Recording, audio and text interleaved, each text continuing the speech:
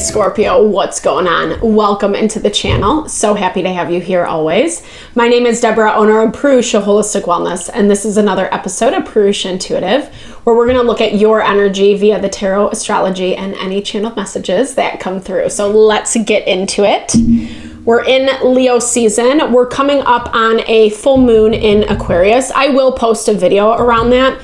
It's going to be on the 11th, so in a couple days. Definitely stay tuned. But ironically or not, like the energy, the astrology, the transits have gotten a little bit easier. We started off Leo season a little tense, a little rough, and it definitely feels like things are smoothing out, even if it doesn't mean that all of our problems, the situations where things are a little bit messy, have been sorted.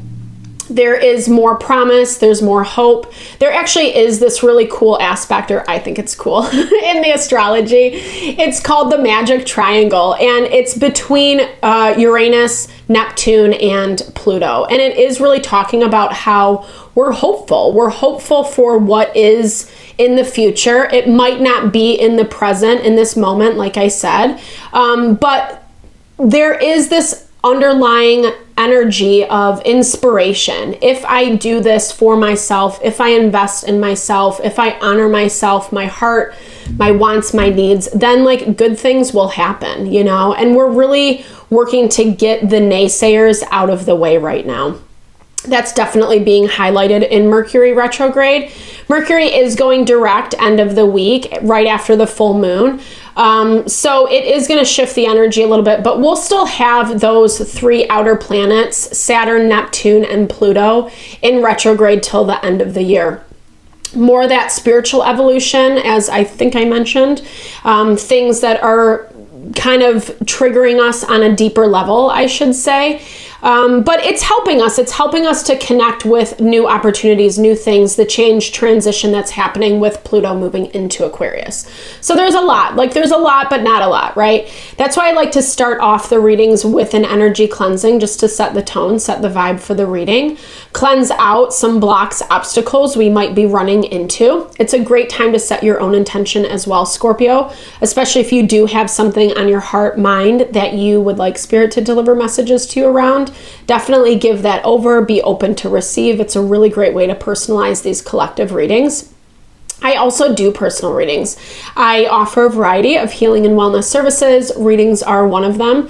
If you want me to look at your specific situation, how it's faring, where it's headed, or if you're interested in more of an alignment of self, mind, body, soul, I do energy healing as well as Ayurvedic or holistic wellness consultations. When we're feeling strong and grounded in self, when we know who we are, where we're at, what we desire, our wants, our needs, that's really where we're manifesting happiness and abundance from. And I would love to help support in whatever way possible. Definitely hit me up. All the info to get into contact with me is in the description box below. All right, let's get into it. I bless you with pure love and light, pure source energy, pure loving grace. I release anything that is not for your highest and best. Any fears, doubts, insecurities, lack of worth, lack of value, pain, anger, frustration, impatience, overwhelm. Cleanse it and release it from your being so that we may see and understand the messages clearly and help to make me a clear and open channel for the collective. Oops, excuse me. Thank you, Father God, Spirit Guides, Guardian Angels, Mama Love. All right, Scorpio, I feel like this energy coming off of you of like, I'm just like done and over it. Like, I don't know if this is like a person, a situation, a group of people, whatever, but like, because I was hearing initially, it's like people can talk so much shit, right? Like people will say whatever they want to say, and most of the time it's like lies or, I mean, whatever. That's the energy I'm picking up that you're dealing with. Just like people that like spewed a lot of lies. It could be a group of people, 100%. Because it does feel like it's coming or has come at you from multiple avenues. And I think you're having a lot of clarity, a lot of epiphanies around this right now. Right now, Neptune is in retrograde. And so it does kind of make the veil thin, in my opinion, because it's slowing things down. It's highlighting things in our intuition. It's allowing us, we're in Leo season. I love this. It's allowing us to connect to our dreams. However, you know, whatever, that might be a little cheesy, but just that value of like the things that we dream about that we would love our life to look like, or we would love to have this thing, or whatever it might be. And this is the time to make those changes with Pluto moving into Aquarius. It's allowing us to kind of make changes that maybe don't make sense, but have a lot of promise around them. Things that are honoring your heart, so to speak, a little bit more. And I feel like so much of this, whatever you've navigated with people lying on your name, it feels like it's helping you transform into this new state of being. So things are bubbling underneath the surface, overarching energy, it's brewing. Something special is brewing. I feel like this kind of touches twofold. It feels like there might be some people that come out of the woodwork from these past experiences. And it kind of feels like people that maybe you have set some really strong boundaries with, or you're not very interested. I don't know. I feel like the hand of fate took you through a time where it's just what it was meant to be. And I know that sounds annoying, cliche. It's hard to forgive people when we have to be like, oh, that was how it was meant to be. You know, it kind of sucks, right? Because we just wish people were better, or whatever it may be. However, it's challenged you to empower yourself. Unfortunately or not, and I'm not trying to be a Debbie Downer, but it's like, people do shitty things. And yeah, it might be karma, it might be a learning lesson, however you want to understand it. But this is also about connecting with your divine power. And as I'm saying this, Neptune and Saturn are on top of each other in Aries. And it's specifically forcing us to listen to our instincts, trust ourselves, trust our gut, trust what we're picking up. And part of what you've gone through has been revealing, right? That clarity card, inner goddess, is at the bottom of the deck. It's been revealing how people are, who they are, what they are, and maybe even in comparison to you, you know, maybe you yourself, like with that inner goddess, God, take it however it feels best for you. It definitely has that power around, or that energy of like empowerment, you know, of you maybe not even understanding that that's how people are perceiving you, how they're picking it up. So it does look like you have some things up in the air of what's next. Libra had a similar energy in their reading. You could have some Libra placements, or be dealing with the Libra, or just take it how it resonates. 9 of Pentacles, this is this energy of what's next. And I do think that is coming into play. Like I said, I'm hearing twofold with those messages of, I do feel like you're going to have some people that come up to test the waters, to test where things are at. Things that you have gone through that maybe you did challenge your abundance is what I'm seeing. Maybe some people are trying to make amends, but it might be self-serving to some capacity. You could be interacting with an Aries. Aries is also ruled by Mars. So, you know, and we're in fire season. So people are finding their own pride, confidence in a certain way. And I feel like whatever is coming around, it looks like, again, this has been something that's been brewing for some time. And okay, there's our fire sign. There's our King of Wands, Aries, Leo, Sagittarius. This is something that, like, I feel like this person feels very intentional on doing. It's interesting because your energy looks like you have a lot, like you have a lot going on, but I'm hearing this on the deeper level of like, you've carried a lot of burdens, Scorpio. You've carried a lot of stress. You've juggled a lot. You've navigated a lot, especially in the face of someone who maybe made it really hard for you. This is all fire energy that you're dealing with. There's our 9 of Pentacles, 6 of Wands, King of Wands, Ace of Wands. So this is just someone who's like very blind to other people's needs. Sorry. It's just someone who, like, I don't know, maybe you sensed it was going in this direction. Maybe like you've been picking this up, or like whatever you've kind of traveled, because this feels a little bit more like an energy,